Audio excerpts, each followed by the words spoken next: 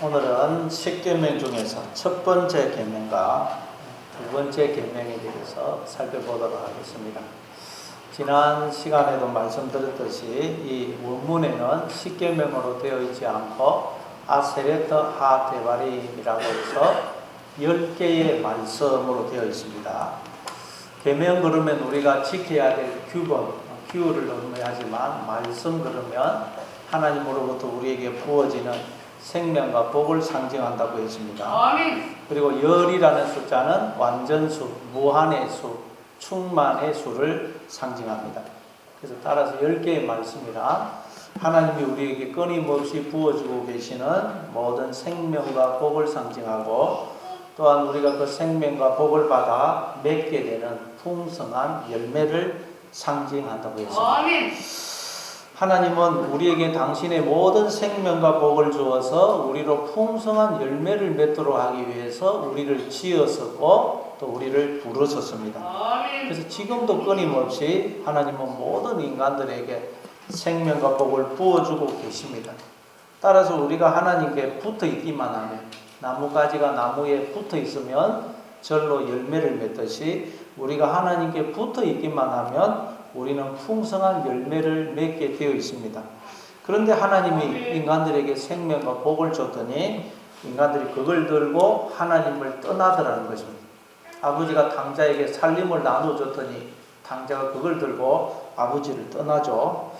그렇게 하나님을 떠나는 것이 죄의 실체이고 죄의 뿌리입니다.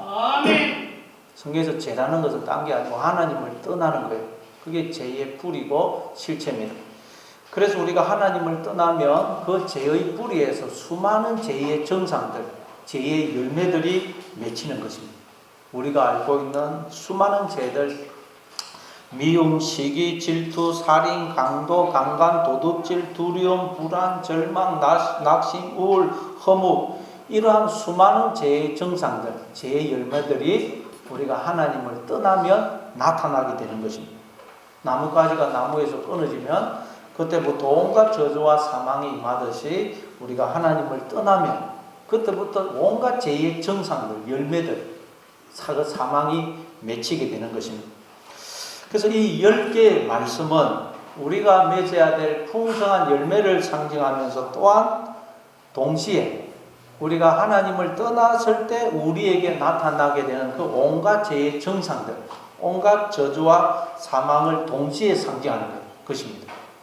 자, 이해가 안 될 텐데, 예를 들어서 우리가 하나님께 붙어 있으면 우리는 하나님 외에 다른 신을 두지 않습니다. 우상을 만들지 않습니다. 여호와 이름을 망령되이 일컫지 않습니다. 안식일을 거룩히 지킵니다. 부모를 공경합니다. 살인하지 않습니다. 간음하지 않습니다. 도둑질하지 않습니다. 이웃에 대하여 거짓 증거하지 않습니다. 이웃의 것을 탐내지 않습니다. 우리가 하나님께 붙어 있으면 이런 하나님이 주시는 생명과 복으로 풍성한 열매를 맺어요. 그러나 우리가 하나님을 떠나게 되면 또 죄의 정상이 나타나는 것입니다. 여기서 말하는 하나님 외에 다른 신을 두게 됩니다. 우상을 만답니다. 하나님 이름을 망령되이 일컫습니다. 안식일을 지키지 않습니다. 부모를 공경하지 않습니다. 살인합니다. 간음합니다. 도둑질합니다. 이웃에 대하여 거짓 증거합니다. 이웃의 집을 탐내게 됩니다. 하나님을 떠나면 또 이런 죄의 정상들이 나타나게 되는 것입니다. 이런 역할로 주어진 것이 바로 이 10개의 말씀이고 10계명이고 율법이라는 거예요. 율법. 너에게 나타나는 정상들, 너에게서 맺혀지고 있는 열매들을 보고 네가 지금 어떤 상태에 있는지를 알라는 거예요. 생명의 열매가 맺히면 네가 하나님께 붙어 있다는 말이고, 너에게서 죄의 정상들, 죄의 열매들이 나타나고 있다면 네가 하나님을 떠나 있다는 걸 알라는 거예요. 그래서 하나님께 돌아오라는 거예요.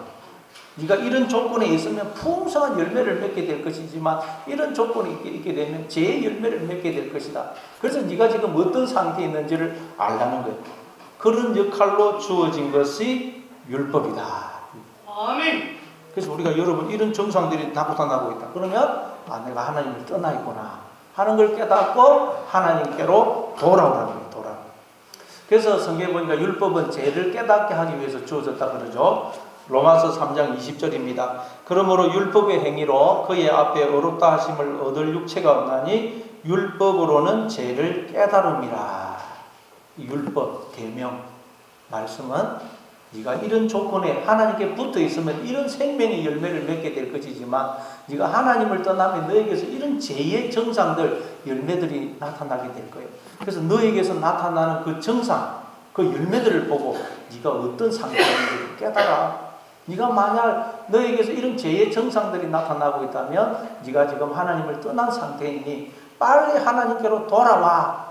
그 역할로 주어진 것이 율법이라고. 율법. 아멘. 이해가 되시죠? 아멘. 우리가 감기에 걸리면 콧물이 나고 기침이 나오고 열이 나고 오한이 듭니다. 그러나 그건 감기의 실체가 아니라 했어요. 감기의 실체는 감기 바이러스 균입니다. 그러나 그 감기 바이러스는 우리가 눈으로 볼 수가 없어요. 그러나 우리에게서 이런 정상, 감기의 정상이 나타나면 내가 지금 감기에 들렸구나. 감기 바이러스가 내 몸에 침투했구나 하는 것을 알 수가 있습니다. 마찬가지로 내가 하나님을 떠났는지 하나님께 붙어 있는지 우리는 알 수가 없어요. 하나님은 영이시거든요. 하나님은 볼 수가 없어요. 그래서 내가 하나님을 떠났는지 하나님께 붙어 있는지 뭘로 아느냐? 나에게서 나타나는 정상들, 열매들을 통해서 알 수가 있다는 것입니다. 나에게서 성령의 열매들이 맺히면 내가 하나님께 붙어 있구나. 그렇지 않고 죄의 정상들 쭉 이런 것들이 나타나면 내가 지금 하나님을 떠나 있구나. 죄라는 바이러스가 나에게 지금 침투했구나 하는 걸 깨닫고 하나님께로 돌아오라는 것입니다. 네, 그런 역할로 주어진 것이 이 계명이고 율법이에요. 율법. 그래서 율법의 행위로는 의롭다함을 얻을 육체가 없다 그런 거예요. 그럼 여러분 우리가 어떻게 하면 의롭다함을 받을 수 있겠어요? 하나님께 붙어 있습니다. 네, 맞습니다. 하나님께로 돌아오면 우리가 의롭다함을 받는 것입니다. 탕자가 아버지를 떠나니까 온갖 불행과 저주가 그에게 닥치죠. 재산을 다 허비하고 돼지 우리에서 살면서 돼지를 치면서 살아요. 그리고 돼지가 먹는 지엽 열매로 배를 불리려고 하지만 그것도 주는 자가 없어서 굶어 죽어갑니다. 아버지를 떠나니까 온갖 죄의 정상이 나타나는 것입니다. 그러나 탕자가 아버지께로 돌아오니까 다시 아들이 되어서 모든 불행과 저주가 사라지는 것입니다. 아버지의 모든 것이 자기의 것이 되거든요. 아버지의 모든 것을 누리게 되는 것입니다. 마찬가지로 누구든지 하나님 앞에 나오기만 하면 하나님의 자녀가 되어서 모든 죄와 저주와 사망이 떠나게 되는 것입니다. 그러나 하나님을 떠나면 모든 저주와 사망과 불행이 닥치게 되는 것입니다. 여러분 하나님을 떠난 인간이 자기의 힘으로 그 온갖 저주와 사망과 불행을 없앨 수 있는 방법은 없어요. 나무에게서 잘라진 나뭇가지가 스스로 열매를 맺힐 수 있는 방법은 없습니다. 나무에서 잘라진 나뭇가지는 말라 죽는 길밖에 없어요. 마찬가지로 하나님을 떠난 인간이 자기에게 주어진 그 저주와 사망을 없앨 수 있는 방법은 없습니다. 그건 오직 하나님께로 돌아올 때 가능한 것입니다. 그래서 네가 지금 하나님을 떠나 있는지 하나님께 붙어 있는지 그걸 알라고 주어진 것들이 바로 율법이고 이 십계명입니다. 자, 그러면 우리 한번 첫 번째 계명을 보겠습니다. 그래서 여러분은 지금 어떤 상태에 있는지 한번 점검을 하시기 바랍니다. 우리 3절을 읽습니다. 시작. 너는 나 외에는 다른 신들을 내게 두지 말라. 하나님 우리 첫 번째 주신 계명이 뭐냐? 이것으로 나를 점검해야 돼요. 내가 지금 어떤 상태에 있는지. 너는 나 외에 다른 신들을 내게 두지 말라. 얼핏 보면 이 말씀은 이 세상에 많은 신들이 있지만 너는 나 외에는 다른 신들을 내게 두지 말라. 그런 말씀으로 보입니다. 그러나 하나님 외에 다른 신은 없습니다. 아멘. 그럼 왜 이렇게 말씀을 하시느냐? 번역이 좀 정확하지를 않습니다. 거기 보니까 나 외에는 라는 글자 앞에 숫자 1이 있죠. 그리고 그 밑에 보니까 내 앞에 라고 되어 있죠. 히브리어로는 내 앞에라는 뜻이다 라는 그런 의미입니다. 근데 이것도 사실은 정확한 번역이 아니에요. 원문에는 알파나이라고 되어 있어요. 알파나이.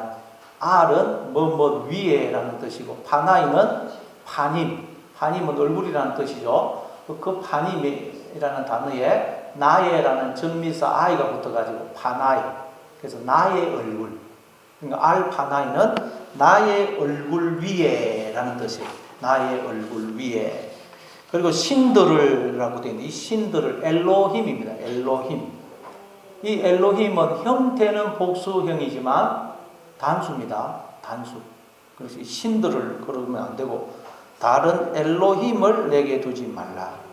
그래서 창세기 1장 1절에 보면 태초에 하나님이 천지를 창조하시니라. 베레시트 바라 엘로힘 에트하 사마이 웨 에트하 아레츠. 베레시트 바라 엘로힘. 거기서 엘로힘은 하나님이죠. 자, 여러분 히브리어에서는 동사와 주어와 동사의 격을 언제나 맞춘다고 했어요. 그래서 주어가 단수면 동사도 단수형 동사를 쓰고 주어가 복수면 동사도 복수형 동사를 씁니다. 주어가 1인칭이면 동사도 1인칭, 주어가 남자면 동사도 남자, 주어가 여자면 동사도 여자형 동사를 씁니다. 근데 엘로힘은 형태는 복수예요. 근데 바라, 창조하다 바라는 3인칭 남성 단수형 동사를 썼어요. 그래서 기억이 안 맞아요. 그러니까 이 엘로힘은 형태는 복수지만 단수란 거예요. 단수. 그러니까 이 하나님을 엘로힘이라고 할 때 이 하나님은 어떤 하나님이냐? 나와 하나가 되어서, 즉 당신과 나를 머리와 몸으로 하나로 묶어서 끊임없이 나에게 생명과 복을 주어 나로 생명과 복을 누리게 하시는 하나님이라는 뜻입니다. 아멘. 따라서 그 엘로힘이 천지를 창조하셨다는 말은 하나님은 그렇게 우리와 하나가 되어서 우리로 하여금 당신의 모든 것에 참여케 하기 위해서 우리를 지으셨다는 말입니다. 감사합니다. 그래서 에베소서 1장 23절에 보면 교회, 즉 우리는 그의 몸, 하나님의 몸이니 만물 안에서 만물을 충만하게 하시는 이인, 즉 하나님의 충만함이라 그러죠. 하나님은 머리가 되어서 우리를 충만케 하시고 하나님은 몸인 우리를 통해서 이제 충만하게 하시겠다는 거예요. 그렇게 하나님은 당신과 우리를 머리와 몸으로 묶어주심으로 하나가 되어주심으로 우리를 하나님의 머리 되심에 참여케 하시려고 우리를 창조하셨다는 말입니다. 아멘. 그래서 시편 82편 6절에 보면 이렇게 말씀합니다. 내가 말하기를 너희는 신들이며 다 지존자의 아들들이라 하였으나 그러나 너희는 사람처럼 죽으며 고간의 하나같이 넘어지리로다. 자, 하나님이 우리에게 하시는 말씀이 너희는 신들이다. 신들. 여기서 신들이 엘로힘입니다. 그러면 신들이라고 번역을 하면 안 되고 너희는 엘로힘이다. 너희는 엘로힘이고 지존자의 아들들이다. 하나님이 우리 보고 여러분 엘로힘이라고 그래요. 엘로힘. 아니 피조물인 우리가 어떻게 엘로힘이 될 수가 있어요? 그런데 여러분 하나님이 자신을 우리에게 주시면, 즉 하나님께서 당신과 우리를 머리와 몸으로 묶어주시면 우리도 엘로힘이 될 수가 있어요. 아멘. 그래서 에베소서 5장 25절에 보면 남편들아 아내 사랑하기를 그리스도께서 교회를 사랑하시고 그 교회를 위하여 자신을 주신같이 하라. 하나님이 우리를 영원히 사랑하시려고 자신을 우리에게 주셨다는 거예요. 남편은 아내를 그렇게 사랑을 해야 된다는 것입니다. 하나님 그렇게 자신을 우리에게 주셨어요. 하나가 되어 주셨어요. 따라서 우리가 하나님께 붙어 있기만 하면 우리는 하나님의 모든 것에 참여할 수가 있습니다. 하나님의 모든 것이 내 것이 됩니다. 풍성한 열매를 맺게 돼요. 그런데 인간들이 하나님을 떠남으로 사람처럼 아담처럼 죽고 고간의 하나같이 넘어지더라는 거예요. 하나님을 떠남으로 온갖 저주와 불행과 허무와 고통과 사망 속에 처하게 되더라는 것입니다. 이게 지금 인간의 실상이에요. 그래서 하나님이 사람이 되어 하나님을 떠나 온갖 저주와 불행과 고통 속에 처해 있는 우리를 찾아오신 것입니다. 그분이 누구십니까? 예수님이죠. 그래서 예수님이 이 땅에 오셔서 이 시편 82편 말씀을 인용하시면서 이렇게 말씀을 합니다. 요한복음 10장 34절부터 38절입니다.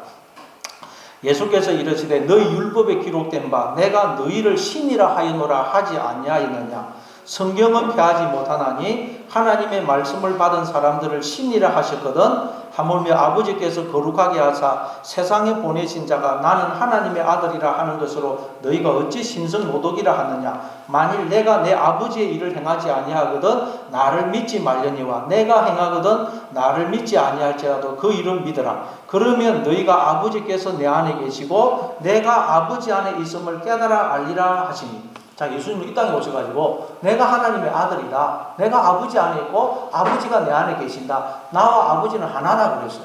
그러면 사람들이 아니 우리와 똑같은 인간인 주제에 지가 하나님의 아들이고 하나님과 하나라니 저 사람 지금 신성 모독을 하고 있다. 그래. 그러니까 예수님이 이 시편 말씀을 인용하시면서 이렇게 말씀을 하시는 거예요.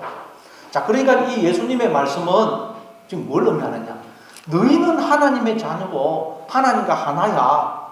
하나님이 당신을 너희에게 주심으로, 즉 하나님이 당신과 너희를 머리와 몸으로 하나로 묶어 주심으로 너희가 지금 하나님의 그 머리 대신에 참여하여 자식을 가져서 생각하고 판단하고 말을 하는 하나님 비슷하게 흉내내는 자들로 존재하고 있는 거야.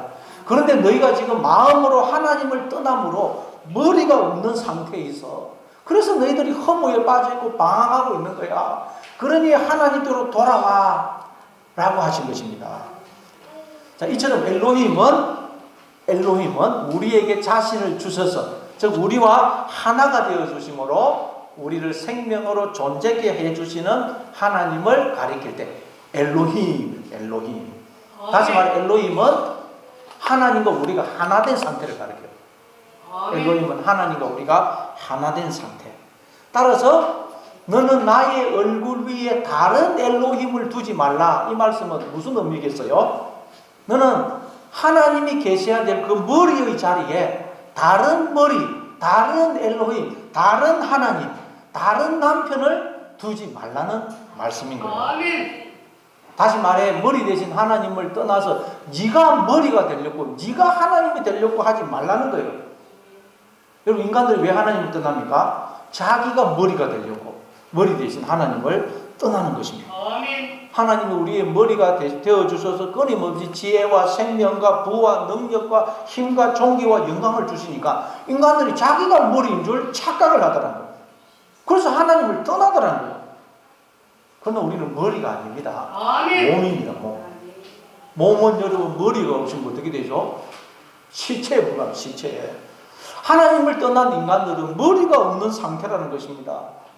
그러니 얼마나 비참하고 불행하고 끔찍해요. 머리가 없으니. 제가 어렸을 때 형과 함께 오리를 잡았던 적이 있습니다. 그래서 막 오리 목을 들어가지고 칼로 목을 잘랐어요. 그래서 죽었겠지 하고 오리를 놔뒀더니 그 목이 없는 오리가 살아서 도망을 가요. 피를 철철 흘리면서 가다가 여기 가서 자빠지고 여기 가서 부딪히고 그래요. 머리가 없으니까 보지도 못하고 듣지도 못하고 판단을 못하니까 막 가다가 여기 부딪히고 저기 자빠지고 피를 흘리면서 어렸을 때 본 그 모습이 너무 끔찍하고 또 우습기도 해서 지금도 잊혀지지가 않습니다. 근데 여러분, 하나님을 떠난 인생들은 말하자면 목이 잘려진 그 오리와 같다는 거예요. 얼마나 그런지 비참합니까? 그래서 성경에 보면 하나님을 떠난 인생들을 두고 너희는 소경이고 기머거리고 깨닫는 마음이 없다 그러는 거예요. 말하자면 머리가 없다는 거예요. 머리가 없으니 여러분 보지도 못하고 깨닫지도 못하고 어디로 가야 할지 어떻게 살아야 할지 아무것도 알 수가 없는 거예요. 머리가 없는데 몸이 아무리 건강한들, 이 몸이 아무리 좋은 옷을 입고 있는들, 몸매가 아무리 좋은들, 손가락에 아무리 무슨 비싼 금가락지를 끼고 있은들 그게 무슨 의미가 있겠어요? 머리가 없는 시체인데.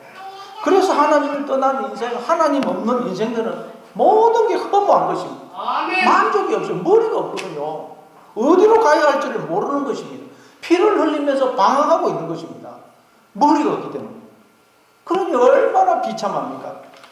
그러나 하나님께로 돌아오면 하나님이 우리의 머리가 되어주시는 것입니다. 감사합니다. 그러면 모든 불행과 저주와 사망과 고통이 사라지는 것입니다. 여러분, 머리가 있으면 몸은 아무것도 걱정할 필요가 없어요. 여러분, 손이 뭘 걱정하는 거 봤습니까? 다리가 뭘 걱정하는 거 봤습니까? 그건 머리가 다 알아서 해요. 머리가. 마찬가지로 하나님께로 돌아오면 하나님이 우리의 인생을 다 책임져 주시는 것입니다. 하나님께로 돌아오심으로 모든 저주와 사망과 불행이 다 사라지는 여러분 되시기를 바랍니다. 우리가 머리 대신 하나님을 떠나면 몸인 우리가 머리 행세를 할 수밖에 없어요. 그렇죠. 머리가 없으니까 몸이 머리 행세를 할 수밖에 없는 것이죠. 그러나 그 머리는 가짜 머리입니다. 가짜 머리. 그래서 성경은 하나님을 떠나 가짜 머리를 달고 있는 인간들을 짐승으로 표현해요. 짐승. 말하자면 머리가 있어야 돼. 사람의 머리, 하나님이 머리로 계셔야 될 그 자리에 짐승의 머리가 달려있는 짐승. 짐승의 특징은 뭡니까? 그래서 본능대로 나옵니다. 본능대로. 그래서 먹는 거, 새끼 낳는 게 전부입니다. 먹는 거 앞에서는 지 새끼도 필요 없어요. 여러분 개한테 밥 주십시오. 먹고 있는데 새끼가 와서 뭐라 먹는 것밖에 몰라요. 그리고 새끼 낳는 게 전부입니다. 미래를 계획하고 꿈을 꾸고 보다 나은 내일을 추구하고 앞으로 주어질 좋은 날을 소망하고 이런 게 전혀 없어요. 그냥 본능대로 살 뿐입니다. 그런데 하나님을 떠난 인간들은 그런 짐승들과 다를 바가 없다는 것입니다. 그래서 여러분 하나님 없는 사람들 아무리 머리가 좋고 박사라고 하더라도 하나님 없는 사람들 뭐라 그래요? 인간은 그냥 우연히 태어났다. 우연히. 그리고 아무런 의미도 목적도 없는 인생을 살다가 죽으면 그냥 사라지는 존재다. 그리고 그들에 의하면 인생에는 아무 소망이 없는 거예요. 꿈이 없는 것입니다. 희망이 없는 거예요. 보다 나은 미래가 없는 것입니다. 그래서 하나님을 떠나면 짐승과 다를 바가 없다고 그러고. 다니엘서 4장에 보니까 바벨론 왕 느부갓네살 왕이 하루는 왕궁을 거니면서 그 거대한 바벨론 왕국을 보고서는 도치가 되어서 이렇게 말합니다. 이 큰 바벨론 왕국은 내가 내 능력과 건설로, 다시 말해 내가 머리가 되어서 건설한 나의 도성이야. 나의 위엄과 영광을 나타내는 이 큰 바벨론 성을 봐. 그러면서 자기가 머리인 양 행세를 합니다. 다시 말해 자기에게 주어진 생명, 지혜, 힘, 종기, 은사, 재능, 영광 그 모든 것이 자기가 만든 자기의 것이냐 착각을 하고 자랑을 합니다. 그리고 어떻게 되죠? 하나님은 그를 왕궁에서 들러 쫓아내요. 그래서 짐승처럼 들에서 살면서 소처럼 풀을 먹고 몸이 하늘 이슬에 젖고 머리털이 독수리 털과 자라고 손톱은 새 발톱처럼 됩니다. 완전히 짐승이 되어서 짐승처럼 살아요. 이게 바로 머리 대신 하나님을 떠난 인간들의 모습이라는 거예요. 아멘. 머리의 자리에 짐승이 있다는 거예요. 여러분의 머리에는 하나님이십니까? 아니면 짐승입니까? 하나님. 어떻게 그걸 알 수가 있다고요? 짐승은 본능대로 삽니다. 마찬가지로 여러분이 정욕대로 본능대로 행하고 있다면 내 성질은 하나님도 못 고치셔. 그러면서 성질나면 그냥 성질내고 화나면 그냥 화를 내고 누가 마음에 안 들면 그냥 헐뜯고 미워하고 불평 원망하고 짜증내고 절망하고 그러면 여러분의 머리는 지금 짐승이라는 거예요. 여러분이 지금 나타나는 정상을 보면서 여러분이 어떤 상태에 있는지 알라는 거예요. 그런 정상들이 나타나면 내가 지금 하나님을 떠나 있구나 하는 걸 깨닫고 빨리 하나님께로 돌아오라는 거예요. 아멘. 느부갓네살 왕이 그렇게 7년을 지내니까 하나님이 다시 그에게 총명을 주시죠. 그 왕궁으로 복귀를 해요. 그 말은 느부갓네살 왕이 내가 머리 대신 하나님을 떠나 짐승처럼 살고 있구나 하는 것을 깨닫고 머리 대신 하나님께로 돌아왔다는 말입니다. 아멘. 그러자 느부갓네살 왕이 무슨 고백을 합니까? 하나님이 나의 머리가 되어주심으로 내가 하나님의 머리 대심에 참여하고 있는 것이네요. 그래서 나에게 주어진 모든 생명, 지혜, 재능, 은사, 종기, 영광은 하나님이 나의 머리가 되어주심으로 내가 누리고 있는 것이네요. 나는 머리 대신 하나님을 떠나면 머리가 없는 몸, 시체가 될 수밖에 없는 자네요. 하고 고백을 하더라는 것입니다. 아멘. 이게 첫 번째 계명. 너는 나 외에는 다른 신들을 내게 두지 말라. 너는 나의 얼굴 위에 다른 엘로힘을 내게 두지 말라. 라는 계명입니다. 자, 그럼 두 번째 계명을 또 그냥 살펴보겠어요. 두 번째 계명. 4절부터 6절 같이 읽습니다. 4절부터 6절 시작. 너를 위하여 새긴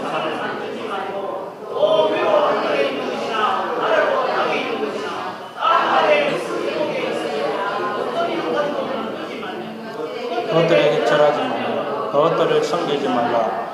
나의 하나님 여호와는 질투하는 하나님. 나를 미워하는 자의 죄를 갚되 아버지로부터 아들에게로 3,4대까지 이르게 하거니와 나를 사랑하고 내 계명을 지키는 자에게는 천대까지 은혜를 베푸느니라. 자, 두 번째 계명은 첫째, 너를 위하여 새긴 우상을 만들지 말라. 이 말은 너 스스로 가짜 하나님, 가짜 머리, 가짜 남편을 만들지 말라는 말이에요. 그러면 하나님을 떠난 인간들은 끊임없이 가짜 하나님, 가짜 머리를 만들게 되어 있습니다. 왜냐하면 하나님을 떠난 인간들은 머리가 없거든요. 머리. 그리고 뭔가 머리를 가짜로 만들어서 머리 역할을 하도록 해야 되거든요. 그러나 그건 가짜 하나님, 가짜 머리라는 거예요. 가짜 머리. 그래서 그러나 인간들은 어쨌든 하나님을 떠난 인간 끊임없이 가짜 하나님, 가짜 머리를 만듭니다. 그리고는 스스로 만든 그 가짜 하나님, 가짜 머리를 하나님 자리에, 머리의 자리에 앉히고 그 가짜 하나님을 섬깁니다. 그 가짜 하나님이 누구라고요? 바로 우리 거짓자, 거짓자. 그걸 성경은 죄라 그러고 마귀, 사탄, 뱀, 큰 용이라 그러고 온 천하를 속이는 자라. 하나님을 떠난 인간들은 그래서 끊임없이 나는 이런 사람이야, 나는 이런 사람이야, 나는 머리가 좋은 사람이야, 나는 몸이 건강한 사람이야, 인물이 좋은 사람이야, 나는 힘이 센 사람이야, 나는 이런 능력을 가진, 은사를 가진 사람이야, 나는 부자야, 나는 성공한 사람이야, 나는 훌륭한 인격을 가진 사람이야, 나는 너보다 나은 사람이야. 그러면서 끊임없이 나의 거짓자라는 가짜 하나님을 만든다는 거예요. 나의 거짓자는 가짜 하나님, 가짜 머리를 만들어요. 그리고 그것으로 나와 다른 사람을 비교하고 판단합니다. 그래서 때로는 우쭐해하기도 하고 때로는 역등함에 사로잡혀서 우울해하기도 하고 시기 질투하기도 합니다. 물론 우리가 세상을 살아갈 때는 그런 자기 인식, 자기 정체성도 필요합니다. 그래야 자존감이 생기거든요. 방금 자존감이 안 생겨요. 그러나 그건 진짜 진정한 자인식, 자정체성이 아닙니다. 그리고 그걸 근거로 해서 형성된 자존감도 진정한 자존감이 아닙니다. 왜? 그 자존감은 나보다 더 나은 사람이 있으면 또 열등감에 사로잡히거든요. 우리 성도는 무엇으로 자기의 인식, 자정체성을 가져야 되느냐? 나는 하나님의 자녀다. 하나님의 모든 것이 내 것이다. 하나님이 나를 위해서 이 세상을 창조하셨고 나를 위해서 내 주변의 모든 사람들을 허락하셨다. 하나님이 늘 나와 함께 하시면서 복을 주시고 지키시고 가장 복된 길로 인도하시는 인생을 살고 있다. 그러니 나는 잘 될 것이다. 내 인생에 일어나는 모든 일은 다 나를 복의 자리에 세우기 위해 허락하신 하나님의 손길이다. 내 주변의 모든 사람들은 다 하나님이 나에게 보낸 천사다라고 하나님과의 관계에서 나의 정체성과 자인식을 해야 됩니다. 그리고 하나님과의 관계에서 형성된 그 자정체성과 자인식을 통해서 자존감을 가져야 되는 것입니다. 그럼 우리는 누구를 만나든 어떤 상황에 처하든 나의 정체성과 자존감이 흔들리지가 않는 것입니다. 그리고 우리는 언제나 하나님 앞에서는 하나님 저는 죄인입니다. 저는 아무것도 아닙니다. 하나님이 저를 떠나시면 저는 영원히 죽을 수밖에 없는 자입니다 하고 머리 대신 하나님을 붙들어야 되는 것입니다. 하나님을 떠나면 하나님의 은혜가 아니면 우리는 아무것도 아닌 자거든요. 그게 너를 위하여 새긴 우상을 만들지 말라는 말씀의 의미예요. 다시 말해 하나님을 떠나 가짜 하나님, 가짜 머리를 만들지 말라는 거예요. 그 가짜 하나님을 믿고 의지하지 말라는 말씀입니다. 여러분, 우리는 나를 믿어서는 안 됩니다. 나는 믿을 수도 없고 믿어서도 안 되는 존재예요. 이 세상에서 가장 믿을 수 없는 존재가 있다면 바로 나입니다. 내가 나를 언제나 속이는 거예요. 이전에 그 TV에서 어느 그 보험회사 광고가 나오는데 그 내용이 젊은 여성이, 그 초보 젊은 여성이 그 차를 모는데 울상이 되어서 이런 말을 합니다. 택시도 버스도 무섭지만 나는 내가 제일 무서워요. 택시도 버스도 무섭지만 나는 내가 제일 무섭다. 초보 운전자라 언제 사고를 낼지 모르거든요. 그렇습니다. 우리는 내가 제일 무서운 존재라는 것을 알아야 돼요. 언제나 내가 나를 속이는 것입니다. 하나님을 떠난 인간들은 다 자기의 거짓자라는 가짜 하나님, 가짜 머리에 쏟고 있는 거예요. 그 가짜 하나님, 가짜 머리가 자기한테 하는 말을 여러분이 여러분한테 하는 말 늘 듣잖아요. 그게 쏟고 있네, 쏟고. 진리인 것처럼 쏟고 있어요. 그런데 속으면서도 속는 줄도 모른다는 거예요, 인간들이. 자기의 거짓자는 가짜 하나님, 가짜 머리에 쏟고 있으면서도 쏟고 있는 줄도 모른다는 거예요. 그래서 이전에 MBC 방송국 그 어나운서를 하다가 늦게 목사님이 되신 조정민 목사님이라는 분이 있어요. 그분이 쓴 책에 보니까 이런 말씀을 하세요. 20대에는 세상을 변화시키려고 돌을 들었다. 30대에는 아내를 변화시키려고 눈초리를 들었다. 40대에는 자녀를 변화시키려고 해초리를 들었다. 그러다가 50대가 되자 변화되어야 될 사람은 바로 나임을 알았다. 그 말이에요. 맞습니다. 여러분, 변화되어야 할 사람은 바로 납니다. 아멘. 내가 변화되면 모든 것은 변합니다. 내가 머리의 자리에서 내려와서 어제 하나님의 몸으로서 머리 대신 하나님을 의지하고 그 하나님의 뜻에 순종하는 자가 되면 모든 것은 변해요. 내가 변하지 않으면 아무것도 변하지 않습니다. 아멘. 여러분, 남편을, 아내를, 자녀를, 누군가를 변화시키려고 하지 마십시오. 그것만큼 어리석은 게 없어요. 그건 자기가 하나님 노릇을 하겠다는 것입니다. 사람을 변화시키는 것은 오직 하나님만이 하시는 것입니다. 여러분이 변화되시기 바랍니다. 하나님 저를 고쳐주십시오. 저를 변화시켜 주십시오. 그래서 내가 변화되면 모든 것이 변화됩니다. 이게 바로 너를 위하여 새긴 우상을 만들지 말라는 말씀의 의미예요. 그리고 또 뭐라 그러느냐. 그리고 또 위로 하늘에 있는 것이나 아래로 땅에 있는 것이나 땅 아래 물속에 있는 것의 어떤 형상도 만들지 말며 그것들에게 절하지 말고 그것들을 섬기지 말라 그래요. 자, 하늘에 있는 것들. 하늘에는 뭐가 있습니까? 해와 달과 별들이 있고 눈에는 안 보이지만 공기가 있죠. 생기가 있어요. 그리고 또 새들이 날아다니죠. 그리고 땅에는 뭐가 있습니까? 땅에는 흙이 있고 또 돌이 있고 온갖 식물들이 있습니다. 온갖 채소와 꽃과 나무들이 있어요. 그 물속에는 뭐가 있습니까? 물이 있고 온갖 종류의 물고기들이 있어요.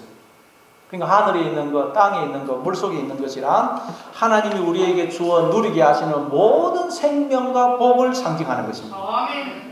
그런데 그것들의 형상을 만들지 말라는 말은 그것들이 마치 나에게 생명과 힘과 능력과 행복을 주는 것처럼 그것들을 의지하지 말라는 말씀입니다. 예를 들어서 하나님이 여러분에게 뛰어난 머리를 주셨습니까? 참 감사한 일이죠. 그러나 그렇다고 자기 머리 좋은 것을 의지하지 말라는 말씀이에요. 몸이 건강합니까? 인물이 좋습니까? 참 감사한 일이죠. 그렇다고 몸 좋은 것, 인물 좋은 것 의지하지 말라는 말씀입니다. 하나님이 아주 뛰어난 은사와 재능을 주셨습니까? 너무 감사한 일이죠. 그러나 그걸 의지하지는 말라는 것입니다. 하나님이 복을 주셔서 돈을 많이 버셨습니까? 참 감사한 일이죠. 여러분들 다 좀 돈 많이 버시길 바랍니다. 그래서 그냥 좀 많이 베풀고 나누고 헌금도 좀 많이 하시기 바랍니다. 그러나 돈을 하나님처럼 의지하지는 말라는 것입니다. 높은 지위에 올라갔습니까? 성공을 했습니까? 우리 학생들 세상적으로도 성공을 하고 높은 지위에 올라가기를 바랍니다. 그러나 그 지위와 성공을 의지하지는 말라는 것입니다. 인기를 얻었습니까? 좋은 일이죠. 그러나 그 인기를 의지하지는 말라는 것입니다. 왜냐하면 그 모든 것은 하나님이 주신 것이거든요.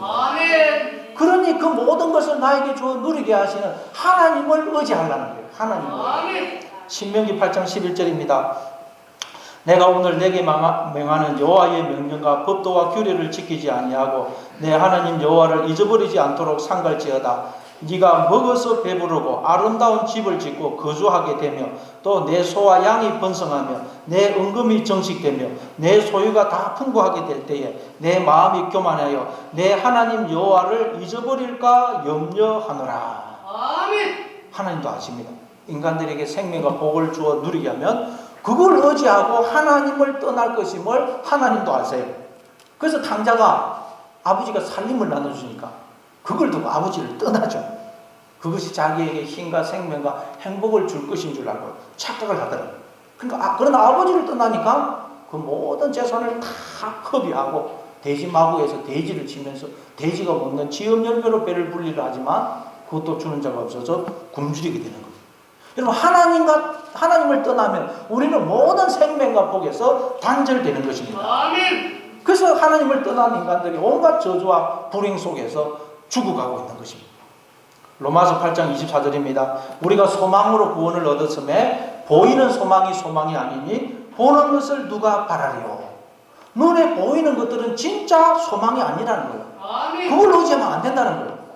우리는 눈에 보이는 소망, 하나님이 주신 것들, 그 모든 복들을 그것을 통해서 진짜 우리가 소망해야 될 하나님을 발견하고 하나님을 의지해야 된다는 거예요. 여러분 눈에 보이는 그 소망을 통해서 보이지 않는 우리가 진짜 의지해야 될 진짜 소망이신 하나님을 발견하시고 하나님을 의지하시기를 바랍니다. 그런데 눈에 보이는 그 소망, 그 복을 붙들고 하나님을 의지하지 않으면 망한다는 거예요. 여러분 오늘날 이 세상을 보십시오. 하나님이 주신 복이 넘쳐나지 않습니까? 우리나라 5천년 역사 동안 이렇게 풍요로운 때가 어디 있었어요? 모든 것이 넘쳐나고 있어요. 지금은 뭐 못 먹어서 병이 드는 게 아니고 너무 많이 먹어서 병이 드는 시대를 살고 있습니다. 오늘날처럼 과학과 의학과 학문과 문명이 발달한 적이 어디 있었습니까? 지식, 기술, 정보가 넘쳐납니다. 사람들은 한때 과학이, 의학이, 문명이, 기술이 인간을 변화시키고 모든 문제를 해결하고 인간을 구원할 것이라고 기대를 했습니다. 그런데 여러분 그것들이 인간을 변화시켰습니까? 구원했습니까? 행복하게 만들었습니까? 아니더란 것입니다. 그것들은 결코 인간을 변화시키지도 구원하지도 행복하게 해주지도 못하더란 것입니다. 오늘날 인간들은 오히려 더 불안해합니다. 우울증 환자, 정신병 환자, 알코올 중독자가 갈수록 많아지고 있어요. 여러분 오늘처럼 자녀 교육에 올인했던 시대도 없습니다. 돈 벌면 애들 학원비에 거의 대부분을 쓰지 않습니까? 부부가 맞벌이 하는 이유도 대부분 애들 학원비 벌기 위해서입니다. 공부 때문에 주일날 교회도 잘 안 보냅니다. 그러나 오늘처럼 자녀들이 문제가 많았던 적이 없어요. 얼마나 많은 자녀들이 우울증에 걸리고 자살을 하고 가출을 하는지 모릅니다. 며칠 전에 신문에 보니까 하루에 그 청소년 강력 범죄, 청소년들이 뭐 그냥 싸우고 서로 이런 게 아니고 살인, 강도, 강간, 절도 이런 청소년 강력 범죄로 잡히는 애들이 하루에 200명이 넘다 그래요. 깜짝 놀랐어요. 청소년 강력 범죄가 하루 200건이 넘는다는 거예요. 왜 이럴까요? 여러분 오늘날 누릴 수 있는 문화가 얼마나 많습니까? 볼거리, 즐길거리가 상상도 못하게 많습니다. 그렇다고 사람들이 더 행복해졌습니까? 아닙니다. 인간들이 더 만족이 없어요. 허무합니다. 모두 다 불평과 원망으로 가득 차요. 이렇게 모든 것이 풍요로운데 이혼율과 자살률은 갈수록 높아집니다. 왜 그럴까요? 하나님이 아닌 하나님이 주시는 것들이 마치 나에게 생명과 행복을 주는 것처럼 그것들을 의지하고 붙들고 있기 때문인 것입니다. 아멘. 그러나 하나님만이 오직 우리의 머리가 되십니다. 아멘. 하나님만이 우리에게 생명과 힘과 능력과 행복을 주시는 것입니다. 아멘. 따라서 하나님께로 돌아올 때만 하나님 안에서만 우리는 참된 생명과 행복을 누릴 수가 있는 것입니다. 아멘. 하나님 바깥에서 행복을 누리면 그건 불행이에요. 결혼한 사람은 결혼 안에서만 행복을 찾으려 해야지 결혼 바깥에서 행복을 찾으려면 그건 불행의 지름길인 것입니다. 그래서 하나님이 자신을 어떻게 소개하느냐? 나 내 하나님 여호와는 5절에 보니까 나 내 하나님 여호와는 질투하는 하나님인즉 하나님은 자기를 두고 나는 질투하는 하나님이라고 해요. 이거 우리 인간들이 쓰는 표현인데 하나님 우리가 이해하기 쉽도록 자신에게 질투라는 말을 사용하죠. 질투. 여러분 질투는 무엇을 근거로 성립이 됩니까? 사랑을 근거로 성립이 돼요. 내가 사랑하지 않으면 상대방이 아무 질투가 없어요. 사랑하기 때문에 내가 저 사람을 빼앗기지 않을 그 마음 때문에 질투가 생기는 질투. 자, 그러니까 질투하는 하나님이라는 말은 하나님은 우리를 너무나 사랑하시기 때문에 결코 우리가 하나님을 떠나 가짜 하나님, 가짜 남편, 가짜 사기꾼에 속아서 불행 가운데 죽어가는 것을 그냥 보고 계시는 분이 아니라는 뜻입니다. 아멘. 하나님은 반드시 우리를 찾으시는 분이라는 뜻이에요. 감사합니다. 질투하는 하나님. 가짜 하나님 사기꾼에 속아가지고 제비에 속아서 우리가 불행 가운데 죽어가는 걸 보지 않으시고 반드시 하나님 우리를 찾으시는 분이라는 뜻입니다. 아멘. 그게 호세아와 고멜 아닙니까? 호세아 고멜. 고멜은 결혼하기 전부터 음탕한 여인이었어요. 근데도 선지자 호세아가 결혼을 해줬으면 오직 남편만 사랑해야 될 텐데 결혼을 하고 나서도 계속 불륜을 행해. 아들 3명이 다 호세아의 자식이 아닙니다. 그러다가 급기야 또 다른 남자 눈이 맞아서 집을 나가버렸어요. 그리고는 다 남자들한테 버림을 받고 노예 시상에 나와 있습니다. 근데도 호세아가 또 보리 한 고멜과 은 15개 들고 그 고멜을 다시 사서 아내로 맞이하죠. 그게 우리를 향한 하나님의 사랑이라는 사랑. 아멘. 우리 하나님이 그러하시다는 것입니다. 우리 하나님은 결코 우리를 포기하시거나 떠나시는 법이 없으시다는 것입니다. 아멘. 히브리서 13장 5절입니다. 돈을 사랑하지 말고 있는 바를 족한 줄로 알라. 그가 친히 말씀하시기를 내가 결코 너희를 버리지 아니하고 너희를 떠나지 아니하리라. 아멘. 시편 139편 7절부터 10절입니다. 내가 주의 영을 떠나 어디로 가며 주의 앞에서 어디로 피하리까? 내가 하늘에 올라갈지라도 거기 계시며 서울에 내 자리를 펼지라도 거기 계시니이다. 내가 새벽 날개를 치며 바다 끝에 가서 거주할지라도 거기서도 주의 손이 나를 인도하시며 주의 오른손이 나를 붙드시리이다. 아멘. 여러분, 하나님은 어디까지 우리를 따라오신다 그래요? 서울 지옥 아닙니까? 지옥까지 우리를 따라오신다는 거예요. 지옥까지. 결코 하나님은 우리를 버리시거나 포기하시는 법이 없다는 것입니다. 감사합니다. 여러분이 지옥에 떨어져 있더라도 우리는 다시 소망을 가질 수가 있다는 거예요. 다시 일어날 수가 있다는 거예요. 왜? 하나님이 절대 우리를 떠나시는 법이, 포기하시는 법이 없기 때문입니다. 아멘. 그래서 어떻게 하시느냐? 그게 5절 끝에 나를 미워하는 자의 죄를 갚되 아버지로부터 아들에게로 3, 4대까지 이르게 하거니와. 자, 이 말씀은 잘못 이해하면 야, 부모가 죄를 지으면 자식까지 벌을 받는구나, 그렇게 오해를 할 수가 있습니다. 그래서 전에 가게에 거르는 저주를 끊으라 그런 책이 나와서 아주 히트를 쳤던 적이 있죠. 그러나 그건 성경을 오해한 것입니다. 자, 여러분, 하나님이 그 죄를 갚는다 그러는데 죄를 갚는다. 죄가 뭐라 그랬죠? 죄? 여러분, 죄가 뭔지를 자꾸 알아야 돼요. 죄는 하나님을 떠나는 거. 아멘. 하나님을 떠나는 것이 죄의 뿌리고 실체예요. 하나님을 떠나면 그래서 우리가 그 죄의 정상들이 나타나는 거예요. 우리가 말하는 여러 가지 죄의 정상들이 나타나는 거예요. 그러나 죄의 실체, 뿌리는 하나님을 떠나는 거예요. 아멘. 그러니까 인간들이 하나님을 떠나서 스스로 죄와 사망 속으로, 지옥 속으로 들어가는 거예요. 하나님이 인간에게 무슨 벌을 주고 지옥을 보내는 게 아니고 인간들이 하나님을 떠나 스스로 죄와 사망 속으로, 지옥으로 기어 들어가는 것입니다. 여러분, 이 죄가 뭔지를 잘 아셔야 돼요. 그리고 여기서 갚다라는 말이 파카하던데, 방문하다, 돌보다, 맡기다, 위탁하다라는 뜻이에요. 그리고 3사대라는 말이 나오죠. 3사대. 자, 창세기 15장 16절에 보면 하나님께서 아브라함에게 너 자손은 4대 만에 이 땅으로 돌아오리니 이는 아모리 족속의 제약이 아직 가득하지 아니함이라. 자, 하나님 아브라함에게 내가 너 자손을 애굽에 집어넣어 가지고 4대 만에 나오게 할 것이다. 반드시 나오게 할 것이다. 그래요. 그러니까 여러분, 성경에서 4대 또는 3사대라는 말은 하나님을 떠났던 우리가 하나님의 마음을 깨닫고 하나님께로 돌아오게 되는 기간을 의미하는 거예요. 아멘. 그게 3사대, 4대.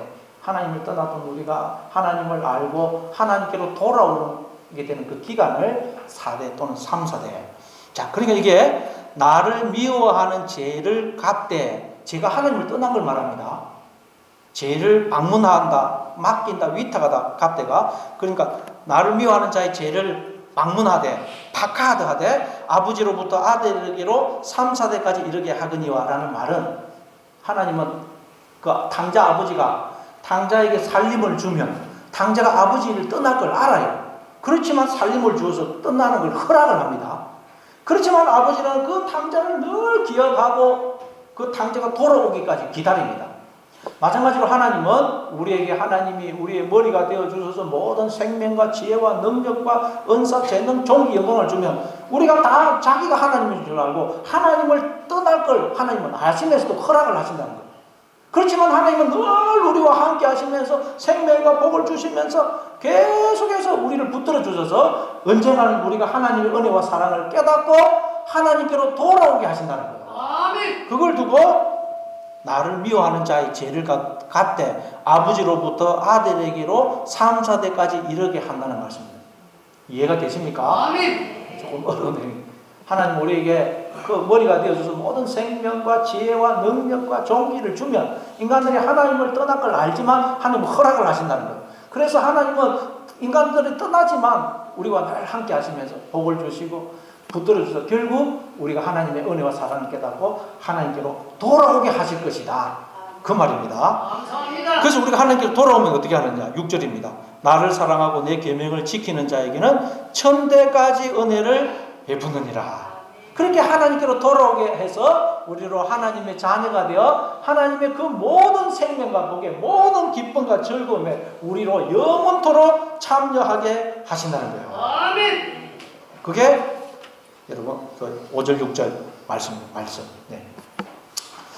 자, 그러니까 여러분 하나님이 우리를 지으시고 우리로 인생을 살게 하시는 목적은 뭐겠어요? 마침내 우리에게 복을 주기 위해서 복을. 아멘. 하나님의 그 머리 대신에 그 생명과 복에 그 모든 기쁨과 즐거움에 우리로 영원히 참여하도록 하기 위해서라는 거예요. 아멘. 여러분 날마다 하나님 앞에 더 가까이 나오심으로 갈수록 더 풍성한 생명과 복을 누리시는 여러분의 삶이 되시기를 바랍니다. 예. 아버지 하나님 은혜를 감사합니다. 감사합니다. 하나님은